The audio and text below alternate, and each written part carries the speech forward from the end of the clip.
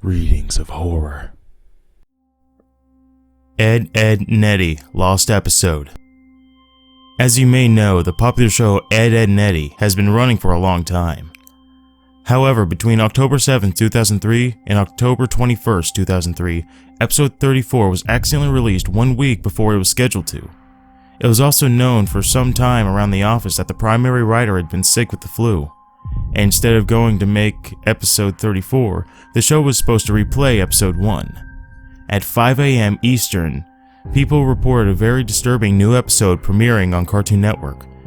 Some children were unfortunate enough to see that. Apparently, the quality of the episode was mediocre when held with the regular standards. Animation was choppy, sound was constricted to very muffled. Reports of lines running up and down similar to a crappy VHS tape were received. Scenery was described as overwhelmingly dark and depressing without changing props and other background objects, stormy looking. Characters also behaved oddly. Instead of the normal goofy hijinks-inspired personalities, viewers complained they seemed extremely agitated, gratuitously hateful towards each other, and constantly about to begin sobbing after the lines. The protagonist also had a very bad lisp. No one knows why, but he spoke with a sexual tone, and that further bothered the viewers. I was one of those viewers.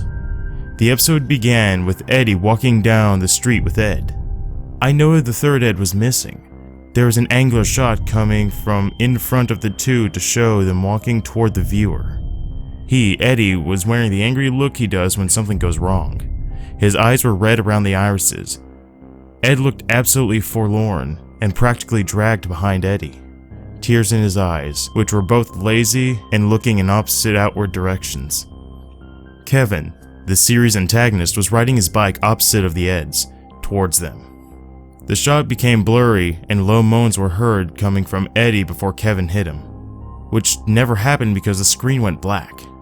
The screen then snapped back to Kevin and again headed toward Eddie.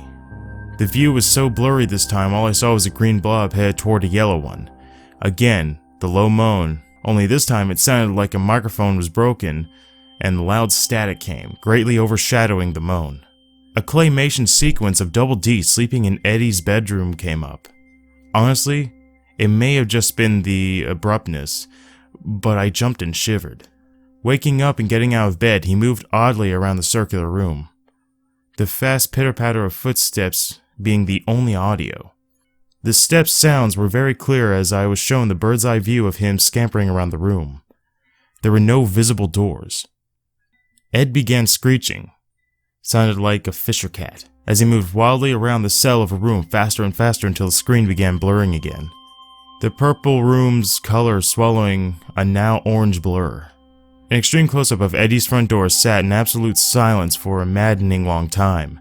At least 2 minutes of dead silence and a door. Next we see Jimmy and Sarah at the doctor of some sort, probably oral.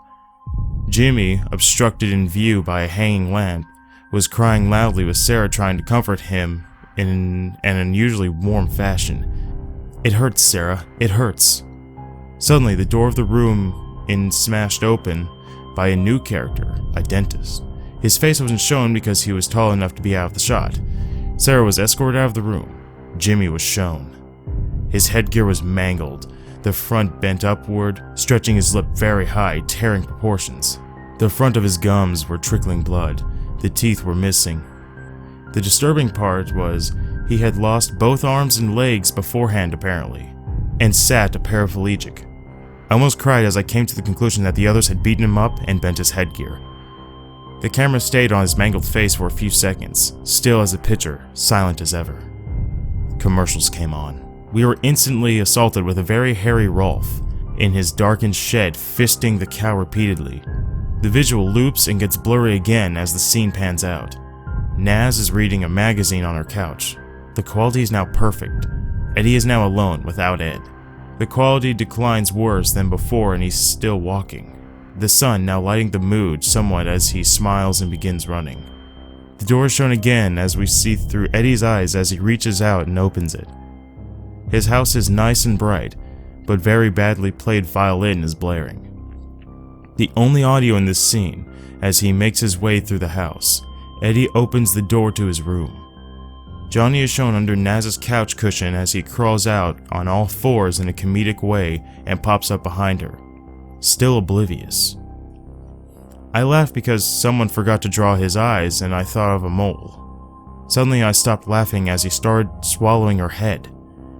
Still in a cartoonish fashion, of course, but this was different. He and she stayed like this until she started kicking and struggling. Johnny held her like this until she was limp. A zoom in on his face revealed extremely small human eyes. Double D was laying on Eddie's floor, no longer in claymation. The camera showed Eddie's house for the remainder of the episode, about 3 minutes, and the next program began on the spot.